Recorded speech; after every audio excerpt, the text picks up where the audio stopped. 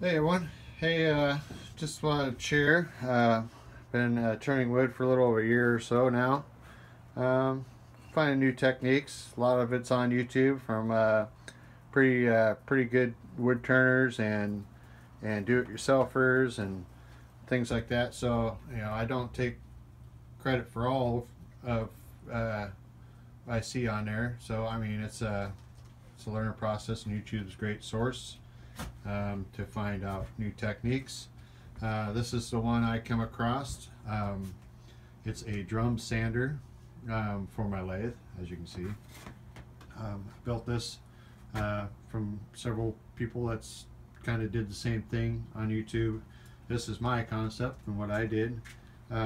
Works really well. I take a few shot runs at it. They turn well. I've been doing a lot of segmented turning lately, and so it makes them nice and round and flush. Works really well. This is what I got going on. This is an old cabinet door. Just someone built one and had tools in it, and so what they did was, this is the door part. They made it like 4 inches thick or whatever, so when they opened the door of the cabinet, they had stuff stored on the inside of the door itself as well. So it's kind of more like a box almost, or something when I had it. So I took the bottom half and I used it for something else. This here I was going to throw the other day, and I thought, well, I saw this video and maybe I might be able to use it for this purpose. This is an old sign that I picked up. Someone was going to recycle at the restaurant I worked at. So I just cut it the length. I took this cabinet, notched it out down here. I don't know if you can see, it's kind of dark in here.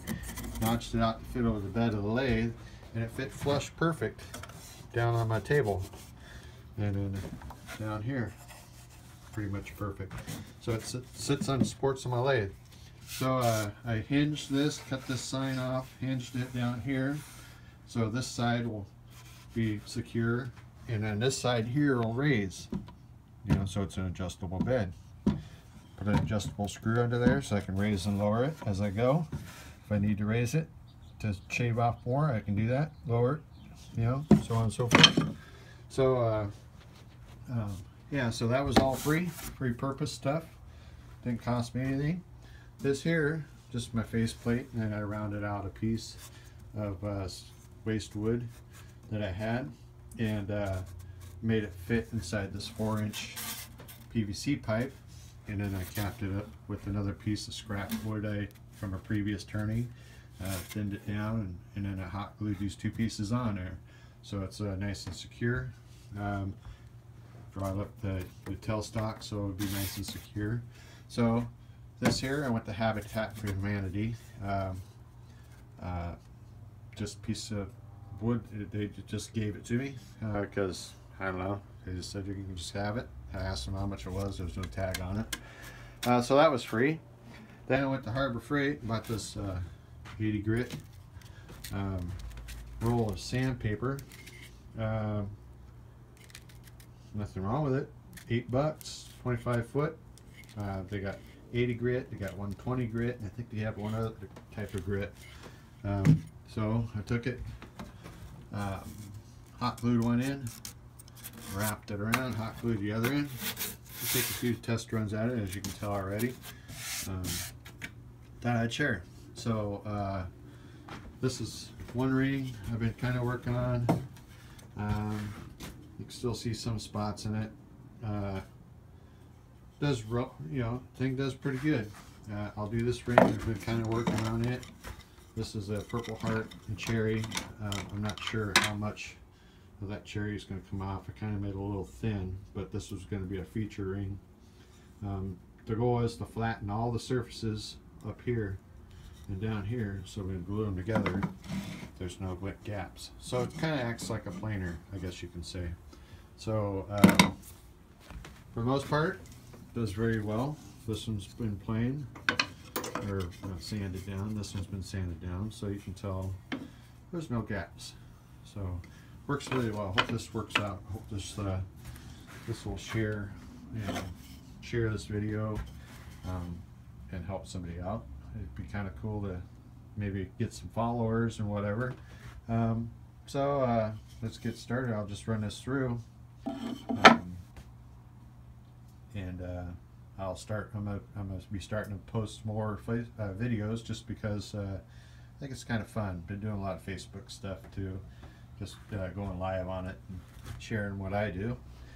So anyway, I hope you enjoy and just watch this in action.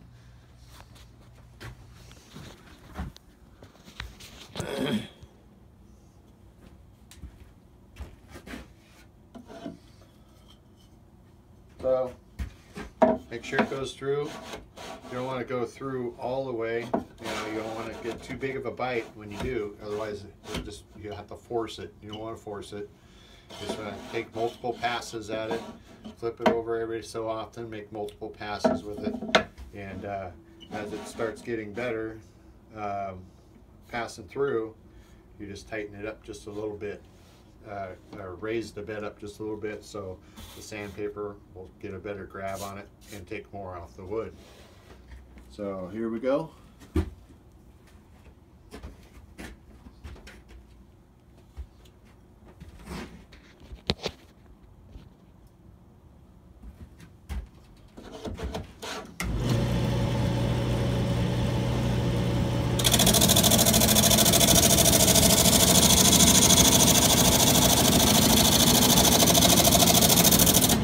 Watch your fingers. This way here, it's going to pull you in. You don't want to get too close to that.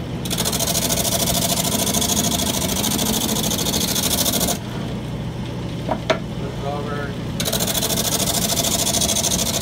Try to use all the sandpaper up.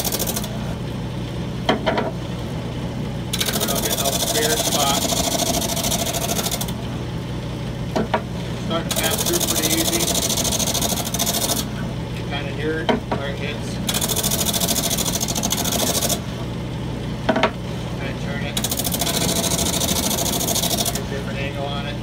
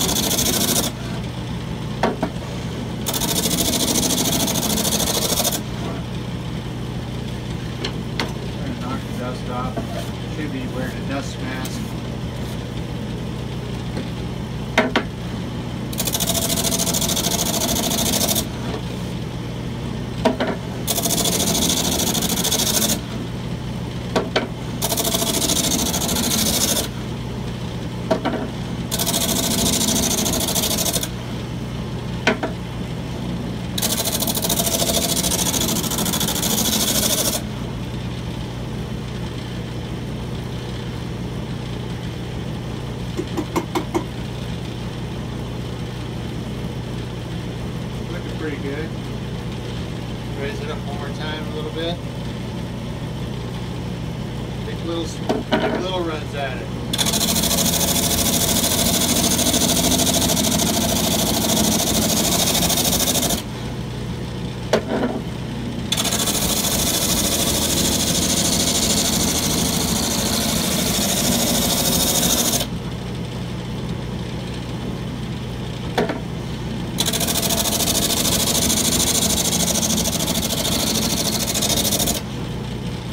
Go this way because it's going to pull it and swing it. See?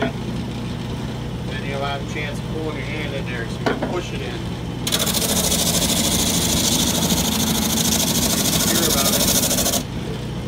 You don't want to push it in. You don't want to pull it or push it in. Not push it in this way against it, not with it. So don't pull your hand in.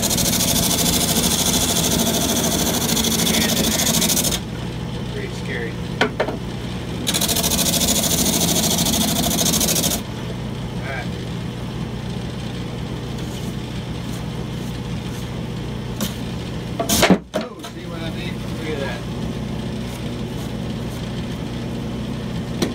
Scary there, huh?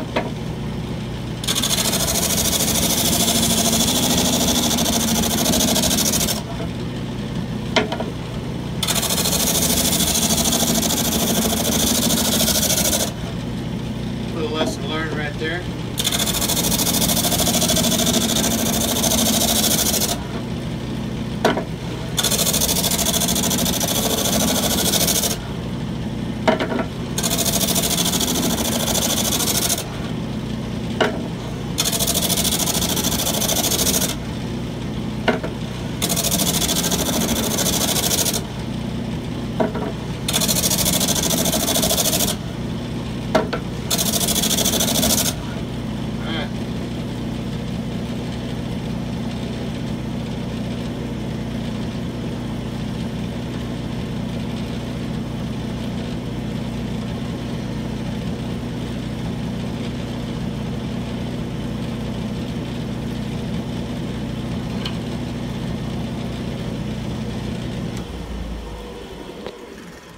Anyway, just gotta be careful when you get your hands down in there. I got a little gap there. That's part of the other process. But this process helps the gaps when you stack, so there's no gaps in between these ones here. This is miter cutting here. So anyway, that's that. Hope this helps out. Just be safe. You know, watch your hands and you know, all that stuff. Just be cautious what you're doing. And anyway, if this video helps you out, you know, like it and share it and whatever you have to do to maybe possibly help someone else out there. Well, thanks for watching. Hopefully you're going to be making more videos and post them on here and see what people think of what I do and what I work at or when I work on it. And have a great day. Be safe.